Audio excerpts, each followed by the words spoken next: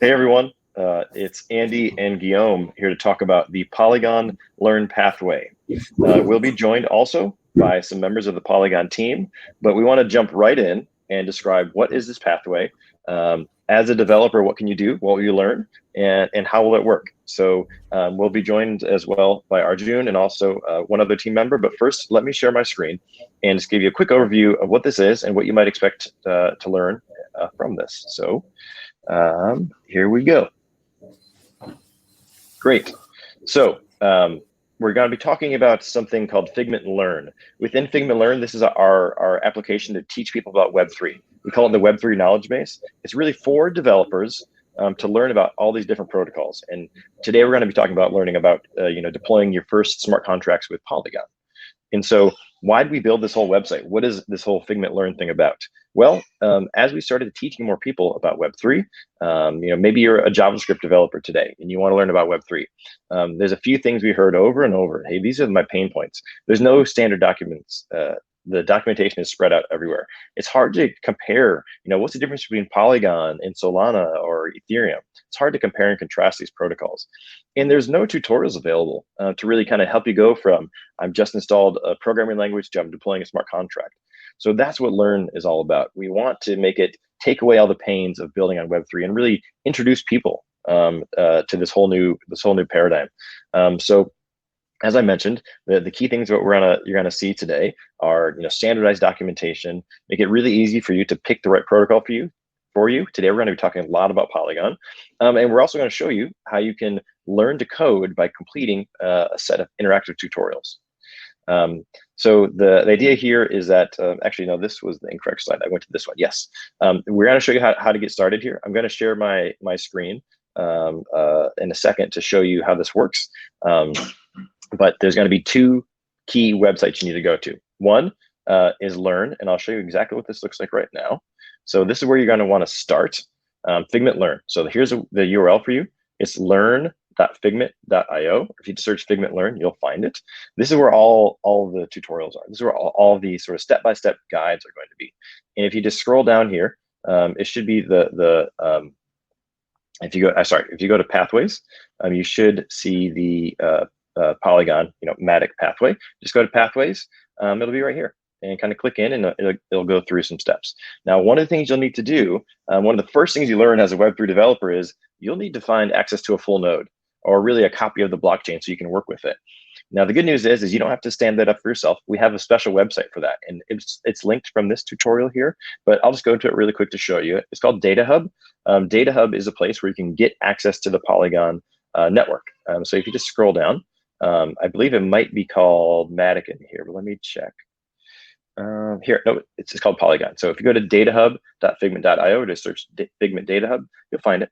And you can go in here and get access to all of the different services. So we have testnet services, mainnet services, we have the JSON RPC, WebSockets, everything you need to really go through this process. And so the two key things to remember are that you want to start on this website, Figment Learn, and go down to Pathways. I click on all pathways and then go down to Polygon. And that is how you get started. And then through that process, you'll sign up for Data Hub, which is a hosted node service. And so once you get all that going, you'll get to a process where you actually are going to download some code and start editing some code. And so that's what I want Guillaume to show you. So I'm going to stop sharing my screen, and I just want Guillaume to give a very quick, maybe what it looks like to start, what it looks like to complete this process. And then your mission as a developer is to go through and fill in the blanks, complete the code, learn all about Polygon. So I'm going to stop sharing my screen. And Guillaume, if you want to get ready to share your screen, just kind of show people what this looks like, we'll go through that process. The other thing I would say, Guillaume, before you get ready to start sharing, is that if you get stuck, don't worry about it. We have a big community of developers who are going through this at the same time as you. We have a Discord, and our Discord is linked in there. And so if you get stuck, we have a place for you to ask questions. We have a place for you to go and compare notes to other people. So don't worry. If you're sort of a Web 2 developer and haven't done Web 3 before, that's okay. We have a whole community of people just like you. And so the Discord is a place to do that. And that's also linked within these tutorials as well. So I'm going to stop sharing, and Guillaume, you can kind of show people what this looks like. Absolutely. Give me 1 second. There's an echo while I'm talking, actually. Okay, I don't hear it. It's I'm fine. sorry You about don't hear that. it? Okay, I'll go through. Okay, can Okay, you I see my see it. screen? Looks good. Cool. So, if you were with us maybe around a month ago, you might remember that we did this pathway for Solana. And we sort of created a new model for Solana where instead of simply copy and pasting some code in your terminal and running this sort of like CLI mode, we created a little UI and a little client-side dApp based on Next.js to sort of explain the main primitives of Web3 in the case of Solana. So it was very much create a key pair, connect to a node, do an airdrop, fund, transfer, and interact with a very simple Rust smart contract. We basically sort of replicated the same idea for Polygon this time. So it's basically like explaining the same mental models and the same primitives that make Web3, but for Polygon. And it's also very much targeted for Web2 developers. It's very beginner friendly. I think somebody asked if this was beginner friendly earlier in the feed, and it definitely is. The only prerequisite I'd say are React and a bit of Next.js, but barely anything. So if you know like JavaScript and React, you'll be able to go through the whole thing. We also constantly link to either Polygon documentation, ether.js documentation, which is like the little JavaScript SDK that you're going to be using to connect with the blockchain. And sometimes Stack Overflow. We're really trying to like explain how it feels to be a developer trying to learn about those things. So, we just point to like Stack Overflow, which is, like 50% of the time you spend coding anyway. So, so if you click on Polygon right now, it's the only one that's like available. We're going to start whitelisting like a lot of them and enabling a lot of them soon. But if you click on Polygon, you'll see the 5 steps that we have: connect, query, fund, and then deploy and call a smart contract. And I'm just going to show you one step. They're all going to be the same, but you'll probably want to click on the instructions, which will take you to Gitbook, and you'll see how to connect through MetaMask to a Polygon testnet called Mumbai. Then what is Ether.js, and then the challenge. In this case, you'll have to go in this component and implement this little thing. If you don't implement it, you'll have like an alert that tell you like, hey, this is not working. If I refresh, it'll tell you, hey, you have to implement check connection. So you'll go there and you'll want to implement all those functions. I'm not actually going to do it right now because it would take me too long. I'm a terrible typer. So instead, I'm just going to copy and paste the solution. And I'm going to show you what would happen once you've figured that out. So here we would tell you this is the documentation for Ether.js. This is a Stack Overflow post about connecting MetaMask and Ethers.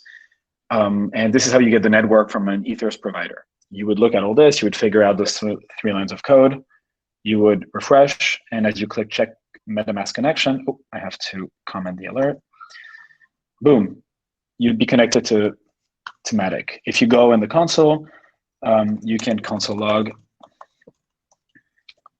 console loaf. You can, let's say, console log the address and the network. I clear, I check connection, and then I have access to the network object. I have access to the address from MetaMask, etc. And then once you're done with this, you'd go to the next step, query, and you'd sort of like do the same thing. Click on the instructions, look at what the challenge is with all the hints, go in the query file. The query here, it's actually in the backend side of the app, so it's on the node endpoints, and then you would do the same. If you call query, it should work, but it should not return anything interesting, and you'll have to implement this and just then move to the next step. So again, I'm going to stop sharing my screen. I think this way. Yeah. So the idea is really to try and help you guys go through this without having you copy and paste sort of blindly, but constantly point you to documentation and to really like all the tools you need as a developer to figure this thing out. And so the first few steps are pretty basic. You have to connect to a node, you have to create an account, you have to fund an account and check a balance. The last two steps are really where all this comes alive. You're going to deploy a very simple Solidity smart contract on the Polygon testnet. And then through the UI, you will interact with it. And I think this is really where like we sort of tie everything together, and it feels like, oh, you've actually created something very simple, but that works end to end. So yeah, that's sort of that little demo. Andy, anything I missed? Any question you have? No, you got it. So, the key things here are you want to start at learn.figment.io. The link is right there in the chat, and that will guide you through the rest. And so, we talked about a couple things. We talked about Learn, we talked about Data Hub, and we talked about our Discord. All those are there. So if you just start at Learn and you search for the Polygon pathway, you'll be put through this whole process. And part of that is you will download some code, you'll find a GitHub repo, clone it, and as Guillaume was demoing, you'll sort of fill in the blanks. So yeah, we wanted to kind of give you a quick, just really quickly, what this is, what you can hope to get out of it. And so the thing to remember is that if you know how to code some JavaScript, if you know some React, you can become a Polygon developer, within an hour or two. And the idea is you can go from knowing JavaScript to deploying your first smart contract really quickly. So thanks, Guillaume, for that demo. And now, Arjun, it looks like you're back on screen. I don't know if your colleague is going to be able to join. Looks like they're not able to join for some reason, but hopefully we can have a good conversation now. Arjun, are you ready to sort of introduce yourself and tell everyone what your role is with Polygon? Sure thing. So hey guys, once again, thank you for joining, and again, would want to just thank the Figment team for putting together such an amazing tutorial. I mean, to help developers acclimatize to our platform and sort of help them build interesting projects on Polygon. So a quick brief about myself. So I'm Arjun. I head growth at Polygon. So I'm responsible for ecosystem growth, partnerships, etc. So I joined the company last year when our mainnet went live, and I think ever since then we've had a pretty wild time in the last 6 to 9 months. I mean, 6 months ago, if you had told me that we would be seeing the kind of traction we are today, like I would have just said you're crazy. but we've had tremendous love from the community, from developers, and from our side. Oh, I think Muskan's joined as well. So we've had. Oh, she's gone. So some connection issues there. But like I said, for us, like we always want to try to do right by a community to give the best possible resources to the community, in order to help them, discover or sort of really bring out the true potential of Polygon, which is, where we built infrastructure, which is like super fast, super inexpensive. And when you combine those two aspects of fast transactions and inexpensive transactions, then all sorts of interesting business models are now possible, which earlier were not possible, right? Which you could not do on Ethereum simply because of the costs. So again, I won't ramble on too much. I think, there's some questions which I think the Figment team has planned. So let's just jump right into that. And then we can take some more questions from you guys as well. I do have one question. You mentioned the growth since you've joined and since you launched. Just so everyone is aware, why do you think that is? Do you have any ideas about of why people have adopted Matic and now Polygon so rapidly? Sure, definitely. So I think so there are two parts of the story. So one is, of course, the fact that while Ethereum is, of course, in our opinion, the best ecosystem out there and has, the largest developer set, the largest applications, users, it's been around for 8 years, but there were like a lot of scalability problems, right? So transactions were slow, they were very expensive. And what that was doing was it was creating an impediment, not just for developers to be able to develop like compelling experiences, but also for users. Right. So somebody is trying to experience blockchain for the first time. Like, for them, they need to like the minimum entry, is sort of like $50, right? Because every transaction is like $5, $10. If you want to do a swap on Uniswap, depending on how the network is, it could be anything from like $18 to like $100. And that just like leaves like a lot of people out of the blockchain ecosystem. Like ultimately all of us, like, all the people watching this, all of us on this call, like all of us want blockchain technology to be widely adopted. Like we're passionate about blockchain. We love this technology. And for that to happen, the entry barrier has to be super low. It has to be as easy as Web2 technologies, right? So this is kind of, I think the primary reason why we saw a lot of adoption is because the market was ready for something like this. Like this is a very urgent requirement. Of course, some of the other things which we've done is we've created something which is EVM compatible. Right, same Solidity language. So anything which works on Ethereum works on Polygon. So all the Ethereum developers, all JavaScript developers for them, it was very easy to make that transition. The token style is also ERC. So we didn't go with our own token standard or something. So it's the user experience is also the same. So when the users are interacting, like for them also, they see the same token they're already used to.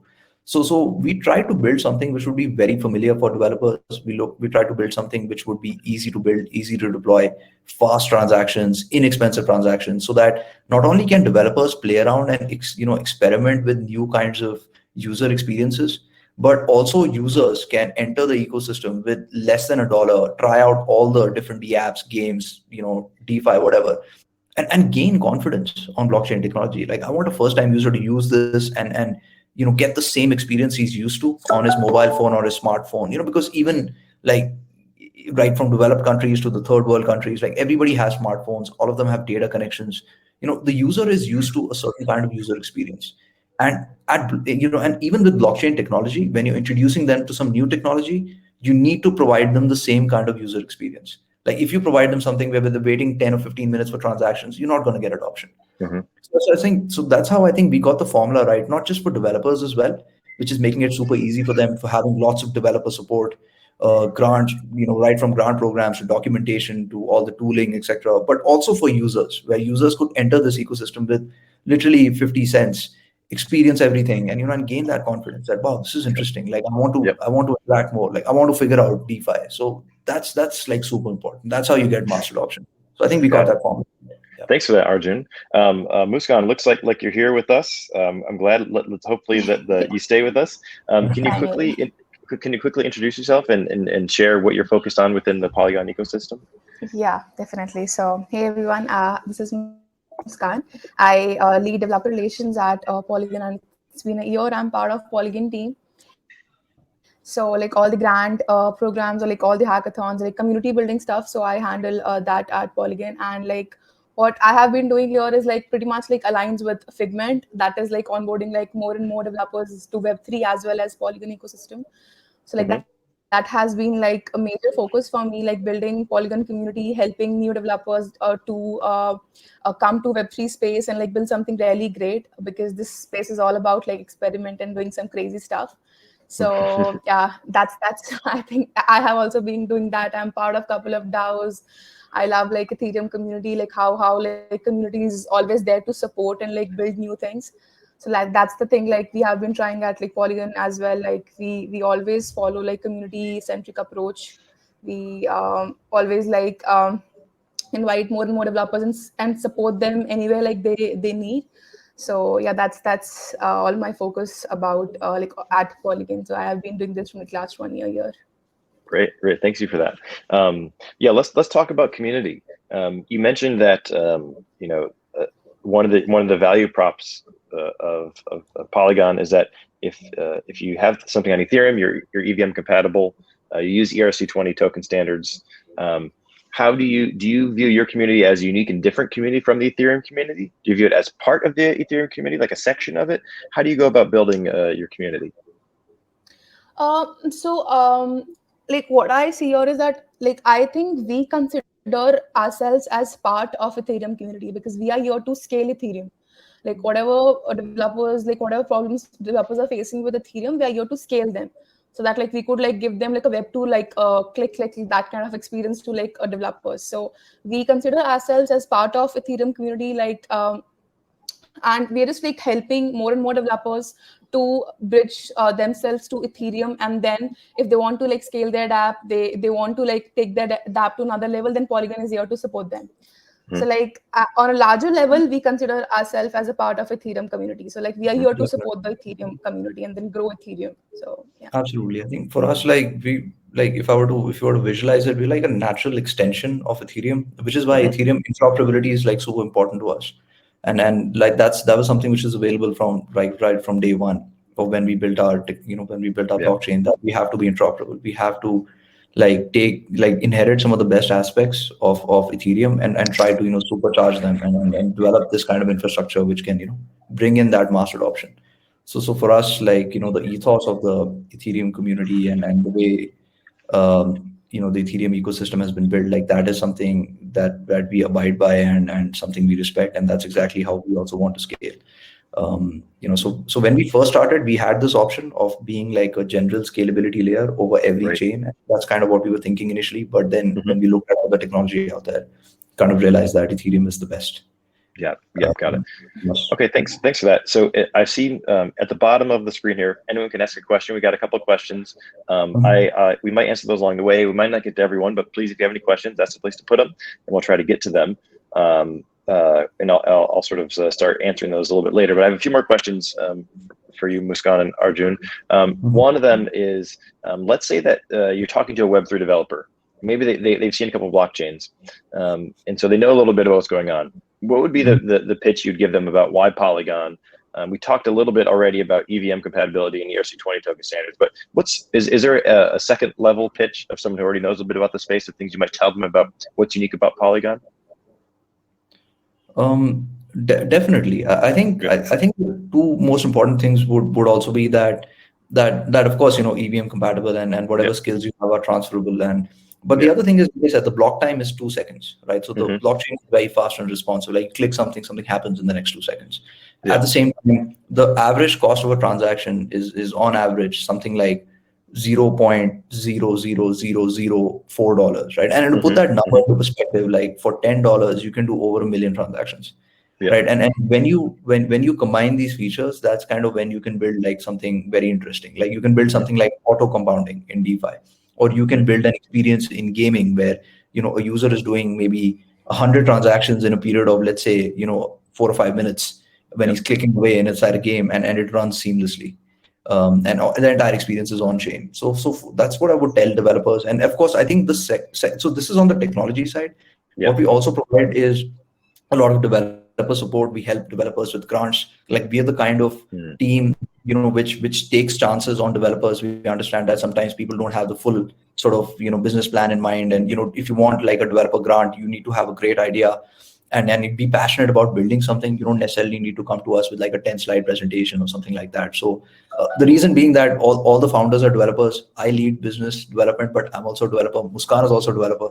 So all of us come from development backgrounds, right? So we all understand like what the journey is like. So we want to make it very easy for developers to get access to the resources, whether it's grants, whether it is like just setting up like a Telegram group and supporting them, taking their questions, having good documentation, working with partners like Figment. Like, these are some of the things which we want to do So it's not just great technology, but also the support system which goes along with that, which can help which can sort of help developers be successful. And of course, even connecting them to investors and helping them take that next step. Like, we assist along this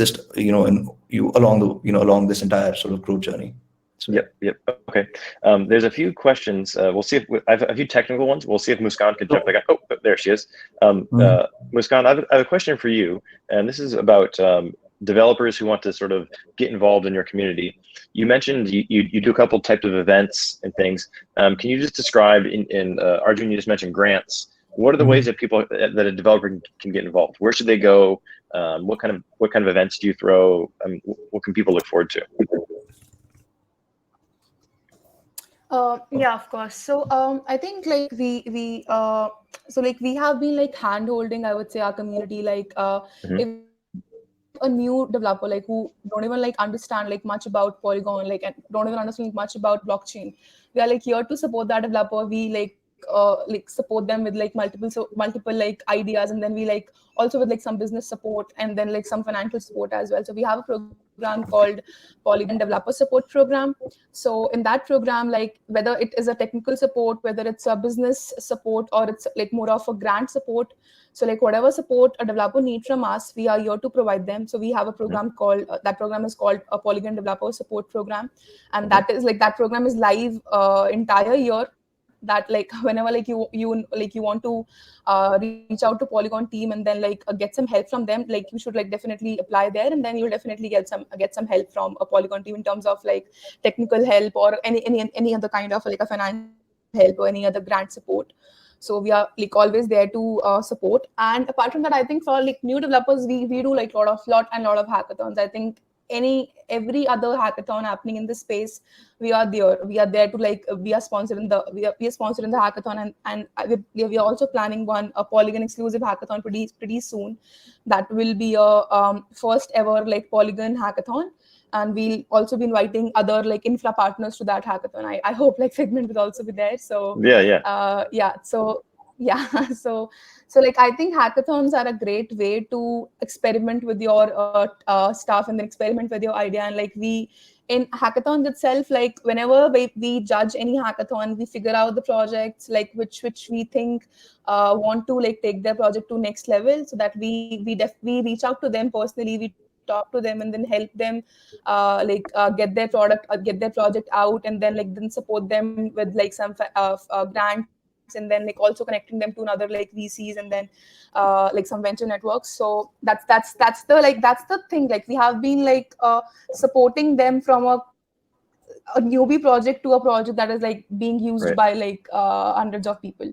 Like we are there to like support the developers in every journey, like each part of their journey. So I think that's one program. That's about it. I think we have been doing. Yeah, thanks for that. So Figment Learn is all about learning and people who are experimenting and trying things out. One part of that is to learn from other people's mistakes. And so a question we heard a lot is, what are the common things that people get tripped up on? What are the things that people are confused about? Is there anything we can help people, kind of the common pitfalls that people run into? Can we help them avoid anything? Are there things that people commonly stumble on when they're as a developer learning about Polygon? I think one thing, Arjun, please go ahead. Yeah, go ahead. No, I was just going to just bring up certain points, and I'll share those links also. Yeah, help people understand. So some of the common questions we get from developers revolve around, for example, how the Ethereum to Polygon and the Polygon to Ethereum bridge functions.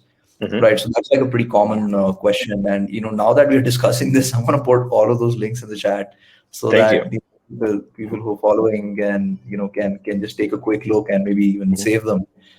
So this is like a common question which we get about how does the bridge work. There are also other questions about, for example, how does the communication happen with the Ethereum chain? So let me put that link there as well. There are some other questions also which tend to come up around, for example, mapping tokens. And again, this is something which again is to do with how we communicate with the Ethereum network. So let me in fact put that link there as well. So these are like the 3 most common questions. For everything else, the documentation is like really good. If you want to use things like, so one very popular technique which is very popular in Polygon is using meta transactions, right? Where basically the DApp pays for the transaction fees instead of the user. So for the user, it's like a click kind of interface, or depending on what you build, like if you're using like your own like a white label wallet provider, you can make the process even more seamless. So we have documentation for that. You can use Chainlink, VRF. There are APIs as well, like covalent APIs. You can spin up nodes and things like that. Let me in fact put some of those links here as well, in case you're looking to if anybody wants to spin up their own node. So I think for majority of the use cases, our documents are like pretty clear. I think if you want to just specifically talk about mistakes, honestly, using any, if you design any kind of smart contract on Ethereum, you can pretty much seamlessly use that on Polygon. All you got to really change are the RPC details. Of course, when I say you have to change the RPC details, how you use Chainlink also is slightly different.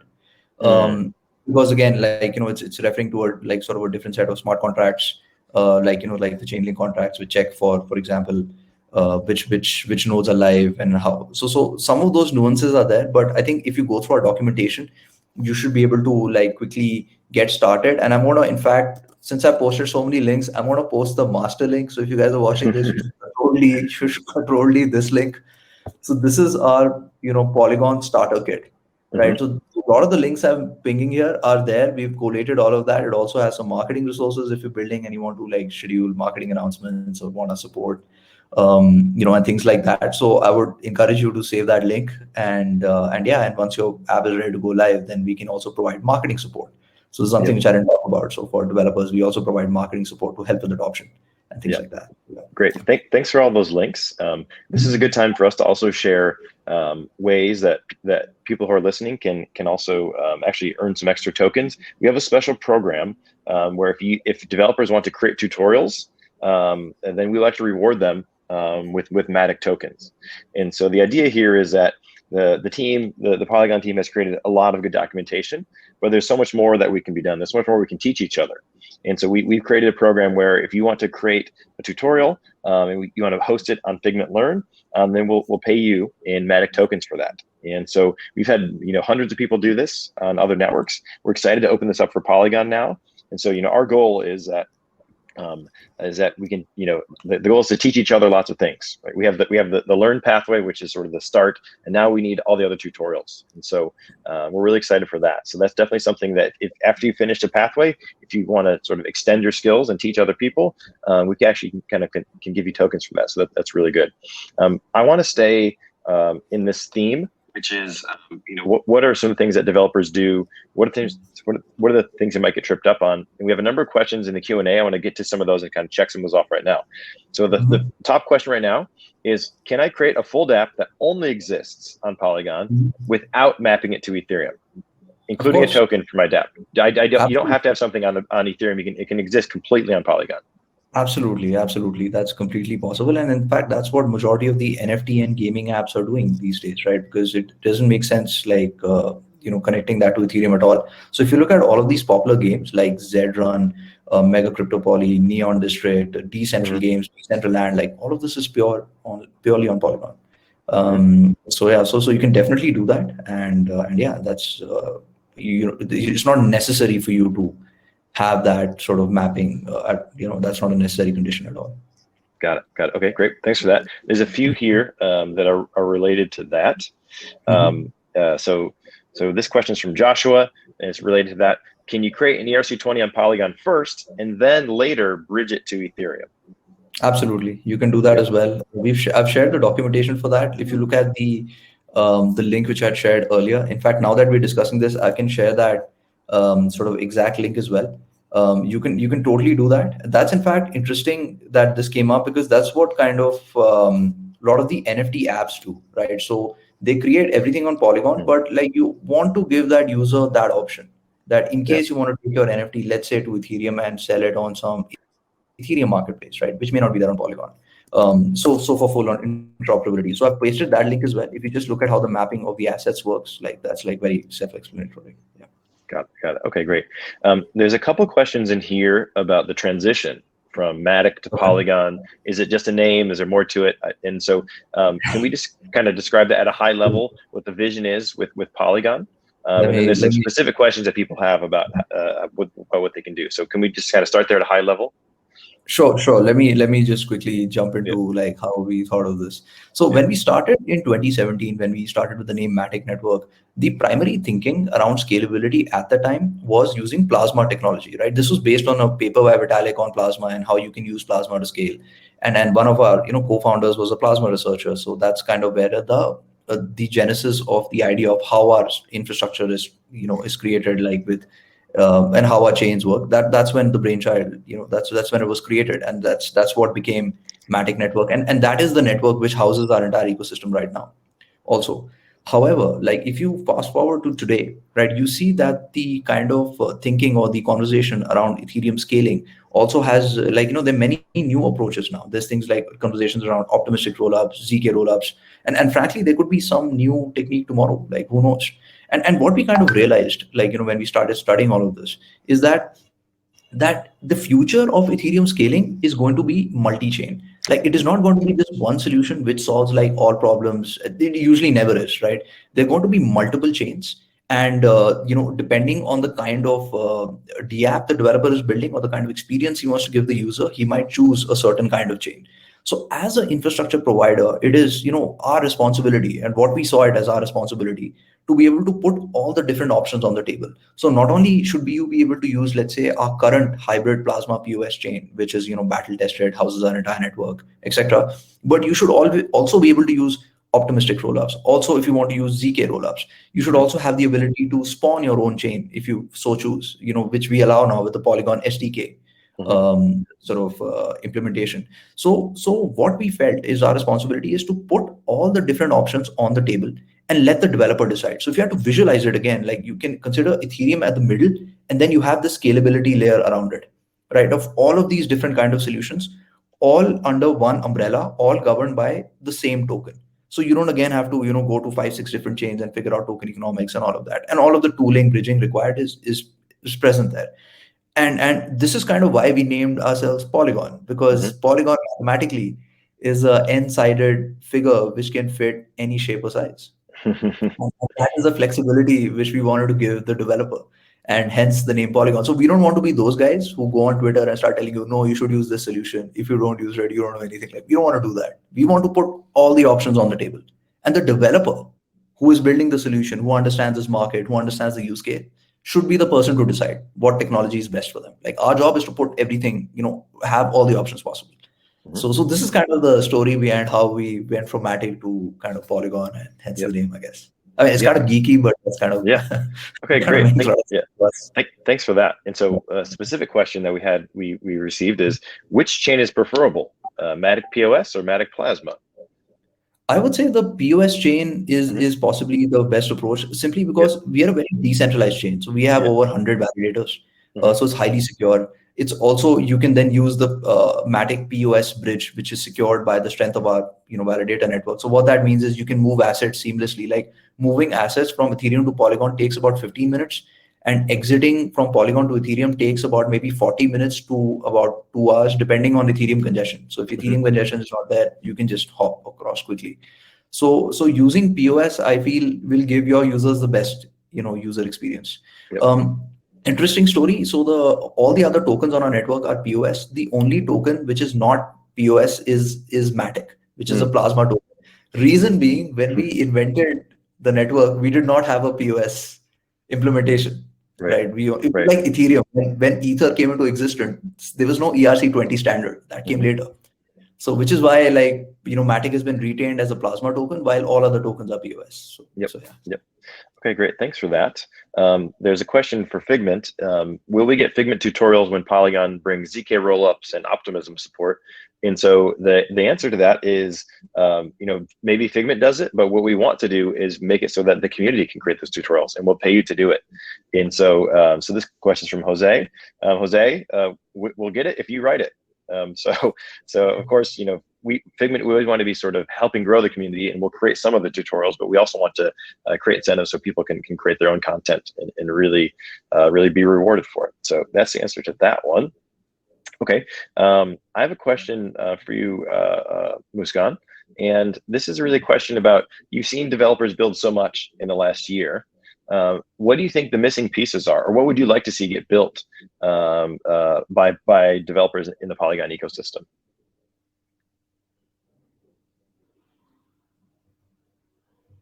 You're muted right now. I can unmute you. There you go. You're unmuted now. Yeah. Sorry, could you please repeat the question? Sure. Yeah. I'll repeat the question. So the question is, you've been around in the Polygon ecosystem for 1 year, and you've seen a lot of things get built. What are the missing pieces? What would you like to see get built? What would you like to see developers create for the Polygon ecosystem? Any dApps, any middleware, any infrastructure? What would you like to see built? I think, according to me, like, Arjun could talk more about that, but I think, like, pretty much like everything, like in terms of like NFTs, and then DAOs and gaming, and then DeFi. Like, I think we like pretty much everything is there on Polygon. We definitely like want like more, I think, gaming engines so that like developers could like build on top of it, and more, I would say, DAO infrastructures, because like DAO is the next wave. I feel that like DAOs are like next big thing. So definitely some more DAO infrastructures. Also some community tools, I would say. Like, there's like a lot of tools out there, like Coordinate, and then like SourceCred. So they are like some community tools, like how to manage your community, just to reward them. And then I think I don't see like these kind of tools being built on Polygon as of now, but I would like love to see them. Some community management tools, and then some DAO infrastructures like Colony, and then other DAO infrastructures. We have a couple of them. I think we have DAO House, and then some other structures as well. But I think we need more DAO infrastructures. And apart from that, I think like more and more content, like other than like dApps, some educational content, like how to use the and then like how to interact with these dApps and how to build on Polygon. I think we need like more and more like content to educate like more people about Polygon. Yep. Yeah. Got it. Arjun, did we lose you, or are you still here? Because if you're still here, I have the same question for you. What would you like to see built on Polygon? Oh, he said he's waiting for him to reconnect. See if he comes back. Yeah. Okay, no worries. We can keep going. So you mentioned you had you shared a lot of links today, which I appreciate. And there's sort of the starting point, which I think, what did you call it? The developer support program or something like that? Was that what it was called? Yeah, developer support program. And also there's one program called Polygon Advocates. So basically we are like inviting Polygon community members to like if you like align with the mission and like ethos of Polygon ecosystem and like would love to contribute anywhere, then Polygon Advocates is like one open position for you. You can just come and then interact with us. We do regular calls with advocates and then like talk to them about like Polygon, like whatever we have been doing so far. So like I think that's also one program called Polygon Advocates. So yeah. Okay, great. Yeah, so a lot of what we're talking about today is for developers, but it sounds like advocates, that'd be maybe if you're less technical, if you're not a developer, you can still be involved. Is that the idea? Yes. So like we have like a couple of tracks within advocates. Like one is developing wizards, and then content connoisseurs, and then marketing magicians. So like whatever is comfortable with you, you can definitely be a part of advocate program. So yeah, you can be a wizard as a Polygon advocate. Yeah, very good, very good. Okay, well, it looks like Arjun has dropped off, but I think we've covered most of the things I was hoping to talk about today. There's a few more questions in the Q&A, which we'll quickly address, and then we can sort of wrap up. And so, Jaydeep, you asked a question. You know basic Solidity. You know how to deploy using Hardhat. Which pathway should you follow? Definitely start with the Polygon pathway. I think Yash, you also might have answered this question in the chat, but start with the Polygon pathway. And what you'll see from us in the future is more Solidity content, sort of more EVM compatible content. But yeah, start there today. If you want to extend your knowledge into, moving beyond Solidity to Rust, the previous one right before this, we did a Solana pathway. It's a really good introduction if you want to kind of go down that path. But yeah, start with the Polygon pathway is what I'd suggest to you. Jose asked a question. Can we help with non-English speaking communities? I want to become a Spanish speaking community. So there's two things to know here, Jose. For the tutorials, we asked about all tutorials. If you write any and you want to submit your tutorials to Figment Learn, those be in English, just because it's going to be able to attract the largest audience for us. But maybe this is a question for you, Muskan, which is, do you have language-specific communities, either in Telegrams or in Discord? Do you have language specific in the Spanish community specifically? Yeah, we have like language specific communities. Even in advocates, we have this regional communities. So you can like definitely reach out to me on. I'll send my Discord ID here. So we have like language. We have like I think Spanish, Russian. Like we have different like language specific communities. So definitely like this would be of a great help. Okay, great. Thank you for that, Arjun. It's good to see you back. I will ask you the question that I was trying to ask you before, which is Muskan answered about something she'd like to see built. She was talking a little bit about DAOs and something about NFTs. Is there anything specific that you would like to see the developers build, whether it's infrastructure, middleware, dApps, anything you're excited about seeing built? I think there are some interesting areas which could be explored on Polygon, right? So in terms of DeFi, I would specifically say, let's say things related to money markets. So like derivatives, options. So there's already a fair bit of so we already have the core building blocks of lending and borrowing. In DeFi, we have Curve, Aave. So the base layer 1 protocols or rather layer 2 protocols in terms of DeFi, which is, are already in place, and there is leverage also now. So if you were to look at DeFi in specific, like now that you have those base sort of layers, you could build like these different kinds of money instruments. And we're seeing that, now that you have Chainlink as well, you can use the Oracle data to build like interesting kind of things. So that's something which I would be excited to see, like, let's say DeFi 2.0, where, all of these other instruments which leverage these base layers could sort of, interesting, like let's say just vaults, yield strategies, like there's so much DeFi. In terms of gaming, I think, we've put together Polygon Studios, which is a concerted effort for gaming. So, anything related to NFTs in gaming is something we would love to support. I think we're just seeing the first wave of what's possible with NFTs. You have ERC1155s, you can put ERC20 tokens inside them. Like, you can have like something like Avagochi where you stack NFTs and you build like a game. So there are many interesting ways you can approach building games, metaverses especially. So I think that would be one. Muskan talked about gaming engines, which is very important. Personally, I think, if you can help me with this, let me in fact, I don't know if I just put that in. Sure. So if for example, you can take the Matic JS implementation and just sort of create that in Rust, Golang, Java, and other languages, so that other developers can sort of also build blockchain applications without maybe having to sort of need like JS to connect to the blockchain. I think that also would be very helpful. So yeah, so and of course, the last piece would be like apps around analytics. So now we have a lot of DApps, a lot of data is being produced. So possibly some ways to visualize and use that data not just for us but for DApps as well, and how they could like better manage their communities. I think Muskan talked about that as well. So I think those kind of tools is what we will see now in the next wave adoption as more and more people get into blockchain. So yeah. Very good. The last question we have here is a technical question from Bruno. Bruno's asking about deploying an ERC20 on the Mumbai testnet. Bruno, what I'd ask you to do is Muskan just put her Discord handle in the chat here. Scroll up and just look. You'll see it. It's just Muskan Polygon. Just reach out to her directly. And she can get you answer this question. It seems like a sort of a technical challenge question. So that's what I'd recommend going for there. Okay, great. I think so far we've covered all the planned questions with things we want to talk about. We've covered all the community questions. So I think we're about ready to wrap up. And so the sort of calls to action, what you need to do. So developers, you should definitely go through this new Polygon pathway. Start at learn.figment.io. And go through it. You'll download some code, you'll complete some code. If you get stuck, we have a developer Discord. You can go and ask questions of people who are going through this process just like you. Once you've completed that and you want to sort of give back and contribute back to the community, we have a tutorial program where you can get paid in Matic tokens for creating content for other people. And so we definitely want to encourage anyone who wants to further the knowledge, further tutorials. You can get paid to do that, and we're really excited to work with people on that. If hopefully you were listening when Muskan and Arjun were talking about the things they'd like seeing built. There's so much more to do. As you mentioned when we started, you've seen a lot of traction in the past year, and you have this sort of vision of moving from Matic to Polygon and the sort of multi-chain future. There's a lot happening. And so now you might think you missed the boat on Polygon or Matic. It's not the case. There's so much more to come. And so pretty excited about what the team's going to go do next. You've clearly executed very well. And so Arjun, do you have any sort of final thoughts or things you want people to follow up with as they keep learning more?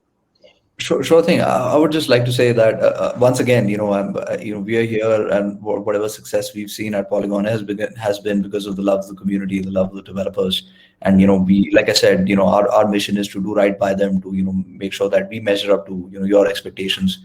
So please feel free to sort of use the infrastructure to engage with the Figment team, and it would be great, like what we discussed, that if you could also give back to the community and build tooling and build sort of things which other developers could use to sort of build their application. So I would just say that I'm super happy that the Figment team is working with us.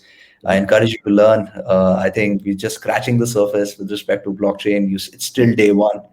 So I encourage you to sort of jump in and build amazing things, and every step of the way we'll be there to support you.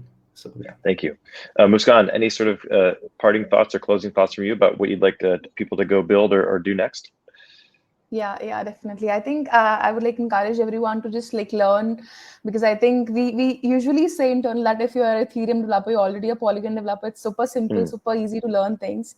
So I think we are at every step there's some a thing for you to explore. I think if you'll start learning, then next good step would be to become a Polygon advocate, and then taking part in hackathons, winning some hackathons with us, and then build a dApp, and then apply for developer support program, and then yes, we'll connect you to the VC. So I think we are there to contribute at every stage. Just need to learn and then start doing things. So yeah, I think we would love to see a couple of good contributions from this campaign. So yeah, pretty excited for that. Yeah, thanks for that. So that definitely is my takeaway, or what I learned today is, Figment Learn is supposed to be just sort of introducing people These are the key concepts: deploy your first smart contract. But that's not the end of the line. It seems like the Polygon team has really thoughtful approaches to engaging people at every step of the way. Now you're getting ready to do your first step. Now you might want funding. Now you might want to do a hackathon. There's so much there. You don't have to do it alone. And it seems like you have a really good program to sort of guide people through this and make them successful. So I think this might be one of the secrets for why your network has seen so much adoption, right? You're helping people along the way. So thanks for making time today, Muskan. Thanks, Arjun, for making time, and Guillaume for doing the demo at the beginning. But yeah, I've learned a lot, and I'm really excited to see people go through this pathway and also contribute tutorials, and then go launch their dApps on Polygon. So thanks everyone for joining, and we will see you next time. Bye. Thanks, guys.